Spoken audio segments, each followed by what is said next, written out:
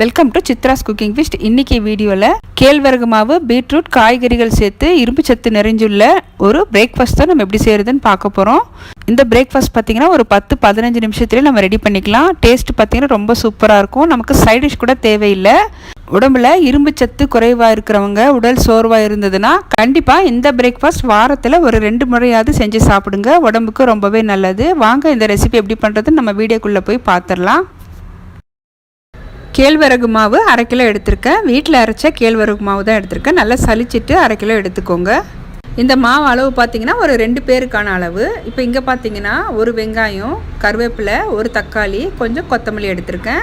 காரத்துக்கு 1 ஸ்பூன் அளவுக்கு மிளகாத்தூள், தூளுப்பு 1/2 ஸ்பூன் அளவுக்கு எடுத்திருக்கேன். 2 ஸ்பூன் அளவுக்கு தேங்காய் துருவல் எடுத்திருக்கேன். ஒரு பீட்ரூட் துருவி வச்சுருக்கேன்.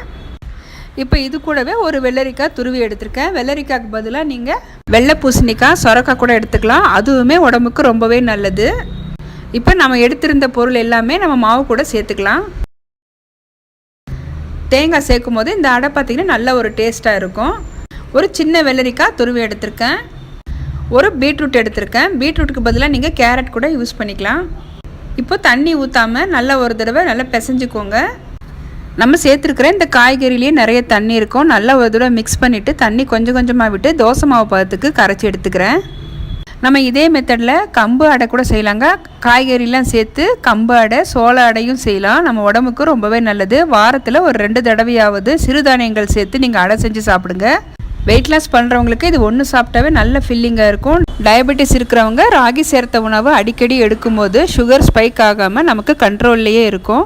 இப்போ மாவு பார்த்திங்கன்னா நல்லா கரைச்சி எடுத்தாச்சு.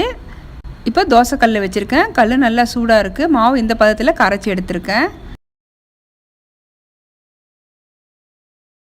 லைட்டாக கொஞ்சம் தண்ணி தெளிச்சிட்டு ஒரு 2 கரண்டி அளவுக்கு நான் மாவு சேர்த்துக்கிறேன். கொஞ்சம் மொத்தமாகவே சேர்த்துக்கிறேங்க. நம்ம மெலிசாக தேய்க்க முடியாது. நம்ம காய்கறி சேர்த்துருக்கிறதால மொத்தமாக தான் தேய்க்க முடியும். 1 ஸ்பூன் அளவுக்கு எண்ணெய் சேர்த்துக்கிறேன். எண்ணெய் சேர்த்துட்டு நம்ம க்ளோஸ் பண்ணி வைக்கலாம். நல்லா வேகட்டும். நம்ம சேர்த்துருக்கிற காய்கறிகள் நல்லா வேகணும்.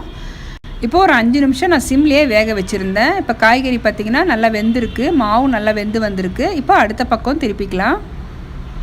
நம்ம இதே காய்கறிகள் தான் சேர்க்கணும்னு இல்லை, நம்ம விருப்பப்பட்ட காய்கறிகள் சேர்த்துக்கலாம். முட்டைக்கோஸ், கேப்சிகம் கூட சேர்த்துக்கலாங்க. அதுவுமே ரொம்ப டேஸ்ட்டாக இருக்கும். இப்போ பார்த்திங்கன்னா நல்லா வெந்திருக்கு. இப்போ ஒரு பிளேட்டுக்கு ட்ரான்ஸ்ஃபர் பண்ணிக்கிறேன். இது ரொம்ப சாஃப்டாக இருக்கும். நம்ம காலையில் செஞ்சு மதியம் வரைக்குமே நல்ல சாஃப்டாக இருக்கும். கண்டிப்பாக மிஸ் பண்ணாமல் இந்த ரெசிபியை ட்ரை பண்ணுங்கள். இந்த அடைக்கு பார்த்திங்கன்னா சைட் டிஷ் கூட தேவையில்லை. ஏதாவது சைட் டிஷ் வைக்கணும்னு நினச்சிங்கன்னா தேங்காய் சட்னி, கார சட்னி கூட வச்சு சாப்பிட்லாம். நான் இன்றைக்கி லஞ்சுக்காக செஞ்ச தட்டைப்பயிறு குழம்போடு தான் சர்வ் பண்ணுறேன். என்னோட இந்த வீடியோ உங்களுக்கு பிடிச்சிருந்ததுன்னா வீடியோக்கு லைக் பண்ணுங்கள். மறக்காமல் நம்ம சேனலை சப்ஸ்கிரைப் பண்ணிவிட்டு பெல் பட்டனை ப்ரெஸ் பண்ணி ஆளுங்கிற ஆப்ஷனை கிளிக் பண்ணி வச்சுக்கோங்க. அப்போ தான் நான் போடுற வீடியோஸ் உங்களுக்கு தொடர்ந்து நோட்டிஃபிகேஷனாக வரும். தேங்க்ஸ் ஃபார் வாட்சிங்.